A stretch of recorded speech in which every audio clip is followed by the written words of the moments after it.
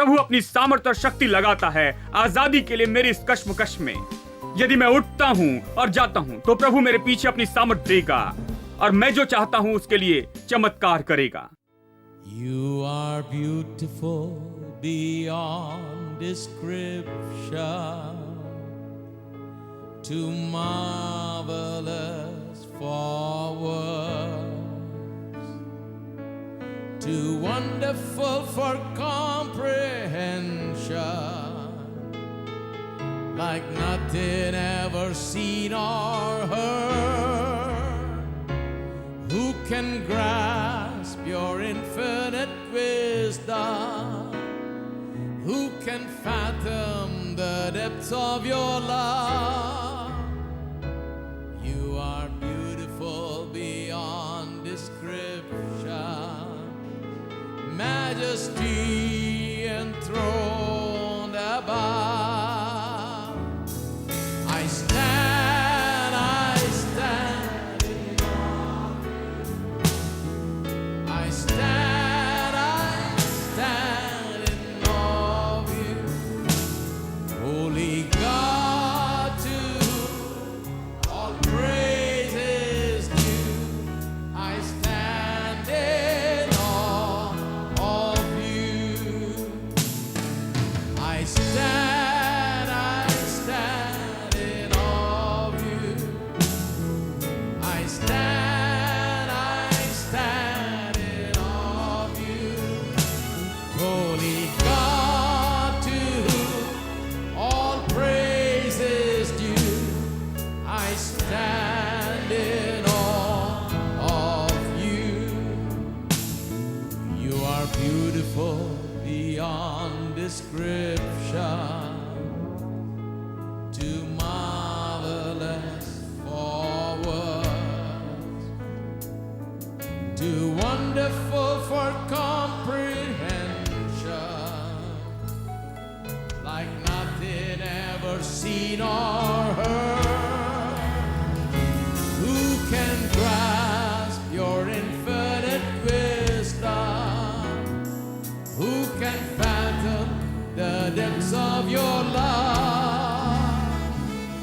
You are beautiful beyond description, majesty enthroned above. I stand in awe of you. I stand in awe of you, holy God, to whom all praise is due. I stand in awe of you. I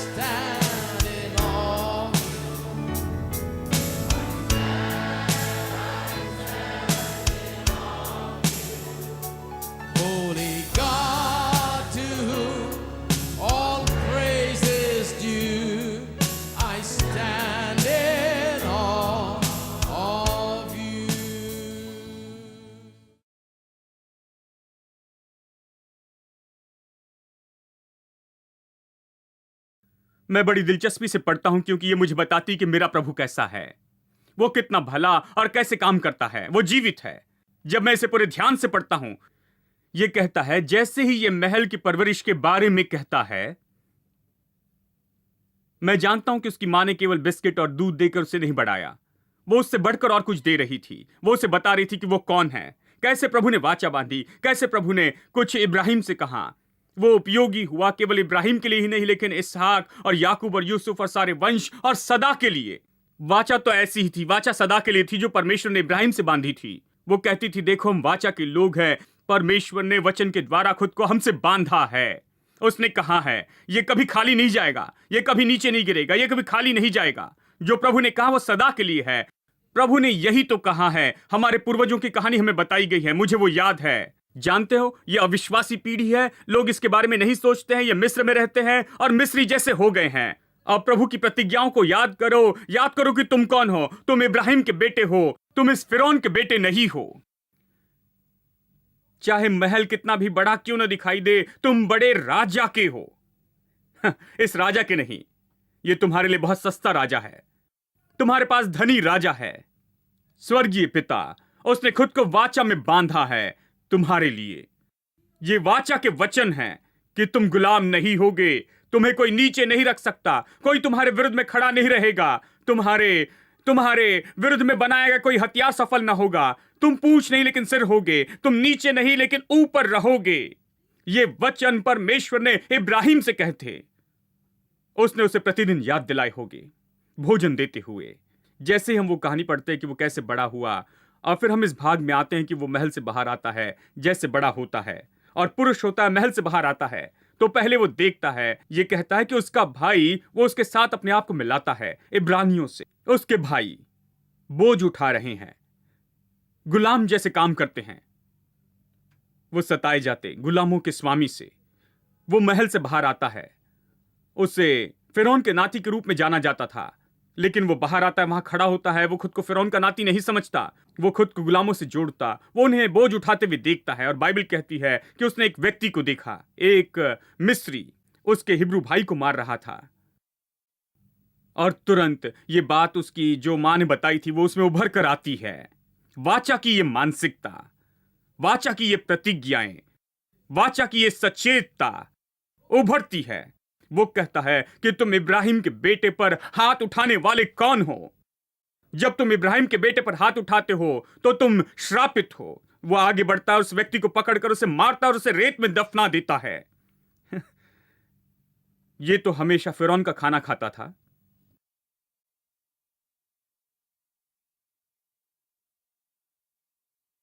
और जानते हैं, सब बदल गया और उसे जाना पड़ा। और ये सब क्योंकि वाचा की सचेतता के कारण वो परेशानी में आ गया। वाचा की उसकी सचेतता ने उससे ऐसी जगह पर लाया जहां वो छुटकारा देने वाले के रूप में काम करने लगा। वो गुलामी नहीं सह सकता था। वो उन लोगों के विरुद्ध में खड़े रहता था जो उन लोगों के विरुद्ध में खड़े हो रहे थे। वो उनके लिए लड़ने के लिए तैयार था, अधिकार का दावा करता था। वो अपनी मानसिकता में छुड़ाने वाला था। वो वहां कुछ समय के लिए रहा और फिर चला गया। और फिर कुछ साल के बाद प्रभु ने उसे जलती झाड़ी में उससे बातें की। उसने कहा, मूसा यहां। उसे ये आदमी पसंद था। पूरे देश में केवल एक ही था जिसमें वाचा की मानसिकता थी। वो सोचता था, प्रभु कहां है? जानते हो, मैं लोगों को छुड़ाना चाहता हूं, मैं अपने लोगों के लिए लड़ूंगा। मेरे लोग गुलाम होने के लिए नहीं है। मैं अपने लोगों के साथ खड़ा रहूंगा। मैं इन लोगों को मारूंगा जो इसके विरुद्ध में आते हैं। ये मानसिकता। प्रभु ने कहा, मुझे पसंद है। तुम ये सोचते हो कि तुम कौन हो, मेरे वचन तुम्हारे लिए क्या है? तुम सोच रहे हो कि तुम गुलाम नहीं हो। प्रभु उस पर जलती झाड़ी में प्रकट होता है और उसे बुलाता है। वो कहता है, मैं तुम्हें छुड़ाने वाले के रूप में भेजूंगा। वो कहता है, यदि फिरौन सहमत नहीं हुआ तो? यदि मैं जाकर उससे कहूं कि मेरे लोगों को जाने दे और वो उन्हें खुशी से जाने नहीं देगा तो क्या करूंगा? इसके साथ ही हमारे खुद के लोग इतने बुरे हैं, वो उनकी ओर से हो रहे हैं, तो मैं कैसे उन्हें बताऊंगा कि हमारे परमेश्वर ने मुझे भेजा है छुटकारा देने वाले के रूप में? वो मुझ पर कैसे विश्वास करेंगे? देखिए, ये पूरी पीढ़ी 400 साल तक कभी चमत्कार नहीं देखा था, ना अनुभव किया था। मूसा ने भी अनुभव नहीं किया, या उसने नहीं देखा था, हालांकि उसका जीवन चमत्कार था। फिर भी उसने कभी सीधे चमत्कार का अनुभव नहीं किया था। तो प्रभु कहता है, यहां पर आओ।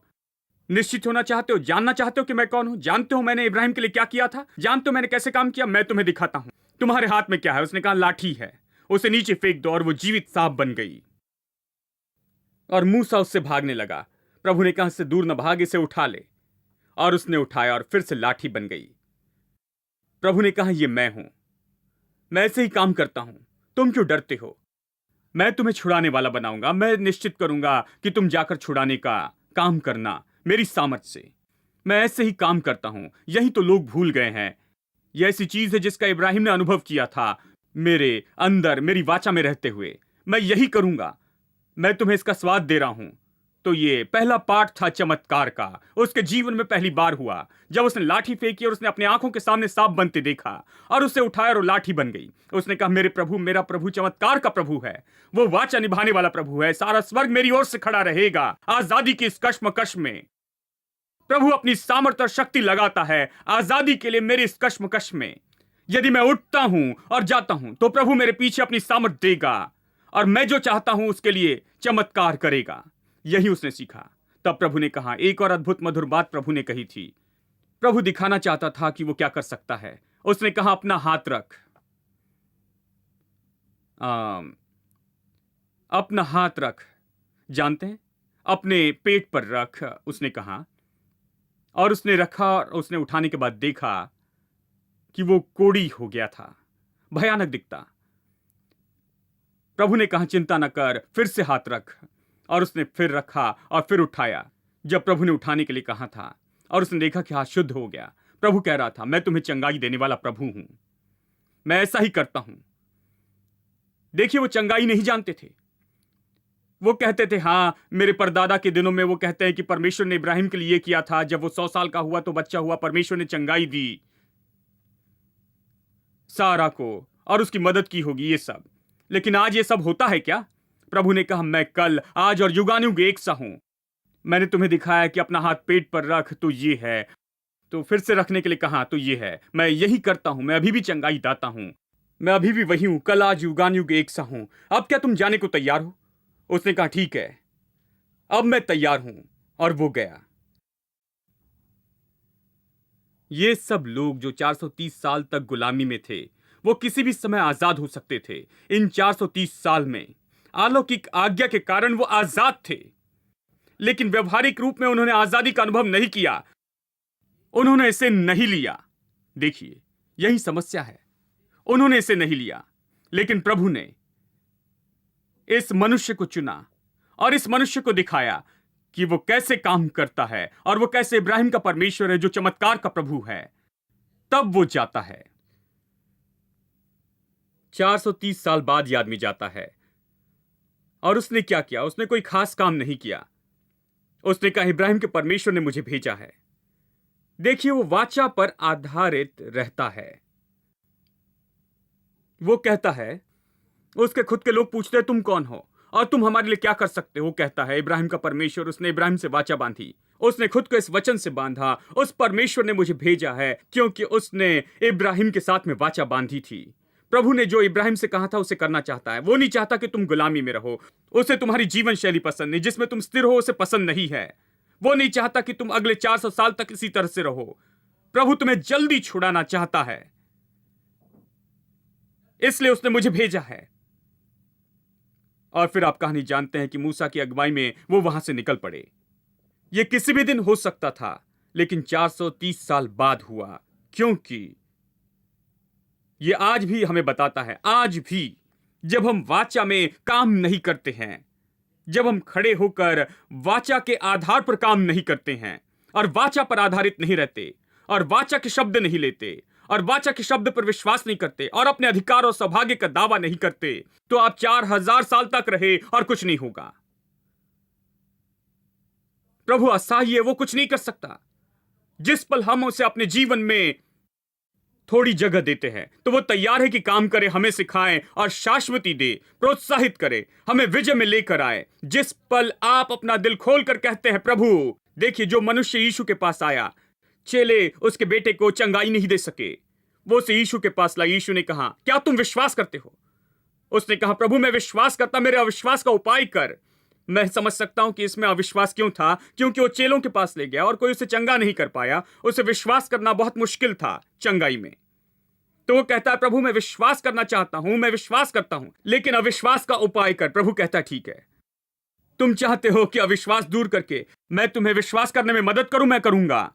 जो विश्वास करता है उसके लिए सब कुछ संभव है, उसने कहा। आज भी ऐसा ही है। जिस पल आप अपना दिल प्रभु के लिए खोलते हैं और उसे काम करने देते हैं, उसी पल आपके जीवन में सबसे तेजोमय दिन होता है। वो आपके महिमा में भविष्य को निश्चित करता है मेरे दोस्तों, क्योंकि आपने अपने दिल का द्वार खोला है और उसे अपने दिल में काम करने दिया है कि वो करे, जो करना चाहता है वो करे। यदि आप जितना ज्यादा अपना दिल खोलते हैं और उससे कहते हैं प्रभु मेरी मदद कर, मैं विश्वास करना चाहता हूं, मैं विजय में चलना चाहता हूं, मैं चाहता हूं कि मेरा जीवन बदल जाए, मैं इस तरह जीते हुए थक गया, तंग आ गया हूं, मैं बदलाव चाहता हूं, पाप का गुलाम नहीं रहना चाहता, मैं किसी चीज का गुलाम नहीं रहना चाहता जो मेरे लिए सही नहीं है, मैं तेरी आशीषों में रहना चाहता हूं, वाचा की प्रतिज्ञाओं में रहना चाहता हूं। आज मैं निर्णय लेना चाहता हूं कि चाहे कुछ भी हो मैं तेरी प्रतिज्ञा थामे रहूंगा, मैं उसमें रहूंगा, मदद कर मेरी। प्रभु कहता मैं तेरी मदद करने से खुश हूं। मूसा के साथ यही हुआ, लेकिन जब तक हम नहीं खुलते वो कुछ नहीं कर सकता। देखिए, छुटकारे का व्यवहारिक पहलू है। हम ये कह रहे हैं कि परमेश्वर ने क्या किया और हमें क्या करना है। प्रभु ने जो करना था कर दिया, हमें जो करना है वो बाकी है, कई बार अधूरा होता है। और हमें यही करना है कि वाचा का वचन ले और उसे सही तरह से ले और उसे सही तरह से उपयोग करे। सिद्धांतों के उपयोग के जैसे नहीं या जीने के तरीके के जैसे नहीं, लेकिन परमेश्वर के पवित्र प्रतिज्ञाओं के जैसे, जो असफल नहीं हो सकता। और इस पर काम करने लगे और अपना जीवन उसी पर बनाए रखे, अपना भविष्य उस पर रखे, और फिर यह हमारे लिए काम करेगा। सबसे बड़ा उदाहरण तो अफ्रीकी अमेरिकी हैं। अफ्रीकी अमेरिकी लोगों की कहानी जानते हैं। बहुत साल पहले वो अमेरिका में गुलाम के रूप में आए और उन्हें कैसे गुलाम बनाकर हर जगह बेचा जाता था। गुलामों जैसे व्यवहार करते थे बहुत साल तक। अंत में इब्राहिम लिंकन 1800 में उन्होंने कानून बनाया जो गुलामी को मना करता था। यूनाइटेड स्टेट्स में मना किया और घोषणा की कि सारे गुलामों को गुलामी से आजाद कर दे। इसे एमेंसिपेशन प्रोक्लेमेशन कहते हैं।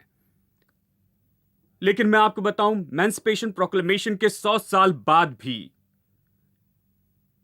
अफ्रीकी अमेरिकी को सिविल अधिकार देने से इनकार किया गया। उनसे जैसे व्यवहार करना चाहिए था वैसा व्यवहार नहीं किया गया। उनके सिविल अधिकार का इनकार किया गया। उनके पास दूसरे अमेरिकी नागरिक जैसे सामान्य अधिकार नहीं थे। वो इसे नहीं पा सकते थे क्योंकि बहुत से लोग उन्हें यह देना नहीं चाहते थे। लोग कहते थे, खैर, इब्राहिम लिंकन ने कहा, लेकिन देखते हैं, यदि बस में चढ़े तो जाकर पीछे बैठ जाओ। तुम्हें बाथरूम चाहिए, तुम्हारे लिए अलग बाथरूम है, यहां नहीं आना। और ये लोग भी 100 साल तक वो जाकर पीछे बैठते रहे। और फिर एक बूढ़ी स्त्री उस बस में आई और एक आदमी ने कहा, उठकर बैठो, तुम जाकर पीछे बैठो। उसने कहा, तुम जाकर पीछे बैठो, मैं यहीं बैठूंगी। तुम यहां क्यों बैठी हो? इब्राहिम लिंकन ने 100 साल पहले कहा था, मैं यहां पर बैठी हूं, मैं यहां से नहीं जाऊंगी, तुम पीछे जाकर बैठो। ओ, इससे बड़ी समस्या खड़ी होगी। सारा नगर जमा हो गया और सब विरोध करने लगे और इस स्त्री के पीछे आने लगे, खड़े हुए, और सरकार ने पुलिस भेजी, कहा उस स्त्री की मदद करो। अब तक पुलिस कहां थी? वो सब मदद के लिए तैयार थे यदि ये कोई अपनी जगह लेता।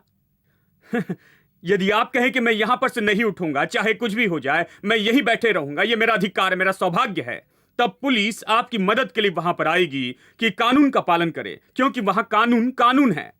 बहुत से लोगों को कानून पसंद ना आए, लेकिन कानून तो कानून है। और पुलिस को भी अगर कानून पसंद ना आए तो भी उन्हें यह करना ही पड़ेगा, वहां यही कानून है। तो वो आए और उसकी मदद की।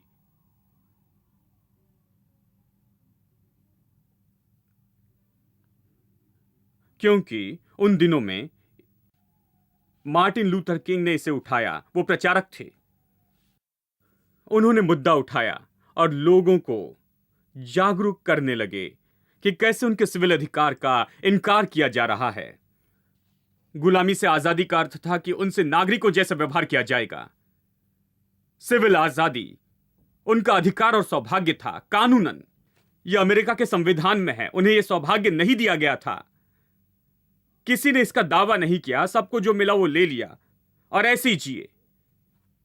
तो फिर ऐसे ही बहुत से मुद्दे आए। एक आदमी कॉलेज जाना चाहता था जहां कोई अफ्रीकी अमेरिकी नहीं जा सकते थे।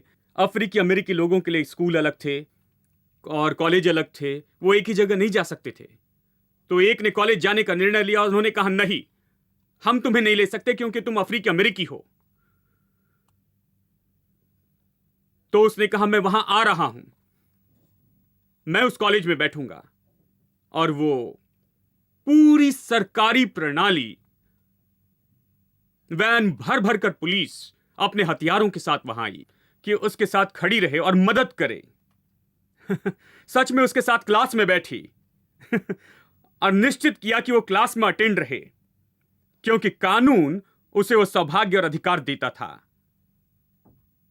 मैं आपसे कहता हूं, यदि आप जान ले कि यह वाचा की प्रतिज्ञा क्या है, सच में इस पर विश्वास करे और अपने जीवन में जो हो रहा है उसका इनकार करे, जो वाचा के बातों के विरुद्ध में है, और अधिकार लेकर उसका दावा करे, अपनी आजादी और अधिकार और सौभाग्य का दावा करे, तो सारा स्वर्ग और सारे स्वर्गदूत आपकी मदद के लिए आएंगे और आपके साथ खड़े रहेंगे, आपके साथ बने रहेंगे उस मुश्किल में।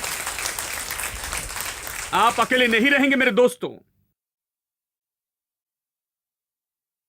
याद रखिए एलीशा, वो एक सुबह उठता है और उसका दास कुछ लेने के लिए बाहर गया था, जानते हैं, और वो वापस आया डर के साथ। कहा, भविष्यवक्ता, सीरिया की सेना ने हमें घेर लिया है एक आदमी को पकड़ने के लिए। सीरिया के राजा ने सारी सेना भेजी थी, क्योंकि यह भविष्यवक्ता समस्या था। वो अपने राजा को बताता था कि यह राजा अपने बेडरूम में क्या कहता है, योजना और युद्ध की योजना राजा पर प्रकट करता। इज़राइल में वो किसी भी कार्यनीति के साथ आए, एलीशा उसे जानता था और अपने राजा को बताता था। एलीशा इसे जान जाता और अपने राजा को बताता। उन्होंने कहा, पहले इसे पकड़ो फिर युद्ध लड़ेंगे। तो एक आदमी को पकड़ने के लिए पूरी सेना भेजी, क्योंकि वो समस्या था और वो घर में बैठा था। और दास ने आकर कहा, ओ घोड़े और रथ है, सीरिया की सारी सेना ने हमें घेर लिया है। खत्म हुआ। एलीशा तुरंत अपने घुटनों पर आकर ये नहीं कहने लगा, हे प्रभु मदद कर, मैं तुझसे भीख मांगता हूं। नहीं नहीं, उसने केवल उसकी ओर देखा। वो वाचा का व्यक्ति है, वाचा के प्रतिज्ञाओं से इतना भरा था। उसने केवल उसकी ओर देखकर कहा, वो जो हमारे साथ है, वो तो उनके साथ जो है उनसे बहुत ज्यादा है। हाँ हाँ, जिस पल उसने ये कहा, मुझे लगता है सारे स्वर्गदूत काम करने लगे। क्योंकि जो उसके साथ थे वो तो हमेशा सीरिया की सेना से ज्यादा ही थे। प्रभु के स्वर्गदूत थे। फिर उसने प्रार्थना की और प्रभु ने सेवक की आंखें खोली और तब उसने ये देखा। उसने कहा, हे स्वामी, आग के रथ हैं। उसने मुस्कुराते हुए कहा, ओ अद्भुत है, मैं आग के रथ को हमारी ओर से देख रहा हूं। वो पहले से वहां थे। प्रभु के स्वर्गदूत पहले से ही वहां थे। एक स्वर्गदूत हजारों मनुष्य के बराबर है, लेकिन स्वर्गदूतों की बड़ी सेना वहां थी। रथ थे, आग के रथ थे वहां पर। देखिए, भजन 103 वचन 20 कहता है परमेश्वर के स्वर्गदूत के बारे में कि वो परमेश्वर के वचन की वाणी के अनुसार करते हैं। यह नहीं कहता कि वो परमेश्वर के वचन के अनुसार करते। काश ऐसा कहा होता तो हम बैठकर कहते ये बाइबल में है तो जो बाइबल कहती है उन्हें करने दो। यह कहता है कि परमेश्वर के वचन की वाणी के अनुसार करते हैं। स्वर्गदूत परमेश्वर की सामर्थी सेना है। पिछला वचन कहता है और फिर वचन 20 कहता है वो वचन के अनुसार नहीं करते, वो वचन की वाणी के अनुसार करते हैं। यानी वचन तो है, लेकिन आवाज कहां है? आप आवाज है दोस्तों। आप प्रभु के वचन के लिए आवाज देते हैं। मैं विश्वास करता हूं कि जिस पल एलीशा ने उठकर यह कहा, जो हमारे साथ है वो तो जो उनके साथ हैं उनसे बहुत ज्यादा हैं, तब स्वर्गदूत ने कहा, ठीक है, तलवार उठाओ और युद्ध के लिए तैयार हो जाओ। चलो इसे खत्म कर देते हैं। प्रभु के वचन की वाणी प्रभु के स्वर्गदूतों को क्रियाशील करती है। हमारे पास कई बार वाचा है, हमारे पास वचन है, लेकिन हम इसे धार्मिक किताब जैसे पढ़ते हैं, इसे धार्मिक किताब के रूप में देखते हैं। प्रतिदिन 2 अध्याय पढ़ते, क्रियाओं में से होकर जाते। हमें कुछ पता नहीं है, हम सिद्धांत सीखते, बाइबल स्टडी में जाते और हम ये और वो करते रहते, लेकिन इसे नहीं देखते हैं। जैसे परमेश्वर का वचन जो अटल है मेरे लिए, यह वचन जिससे परमेश्वर ने खुद को मेरे साथ बांधा है, कि जब मैं ये वचन लेता हूं तो सारा स्वर्ग बड़े आदर से मुझे देखता है। जब मैं ये वचन कहता हूं और जब मैं ये कहता हूं, मसीह जो मुझे बल देता है उसके द्वारा मैं सब कुछ कर सकता हूं, सारा स्वर्ग ध्यान देता है। कहते हम इसके लिए काम करेंगे। Lord, you are good and your mercy endureth forever. Lord, you are good and your mercy endureth forever. People from every nation and tongue, from generation to generation, worship you. Hallelujah, hallelujah, we worship you for who you are. We worship you. Hallelujah, hallelujah, we worship you for who you are. You are good.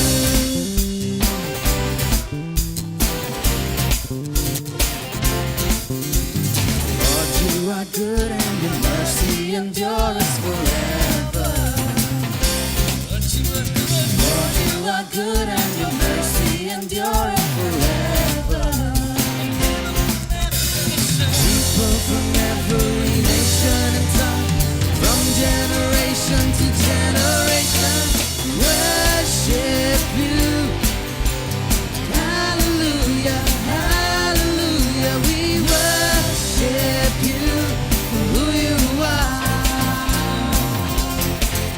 We worship you. Hallelujah, hallelujah, we worship you for who you are. You are good. Yes, you are, yes, you are, yes, you are.